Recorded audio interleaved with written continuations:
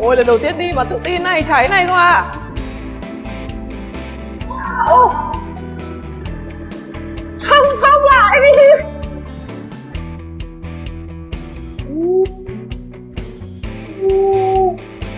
Wow, đẹp thế, vui nhở vui nhở. Ôi đẹp thế.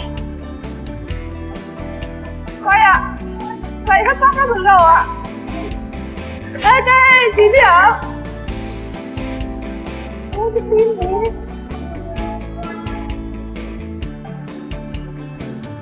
Ôi 9 điểm anh ơi.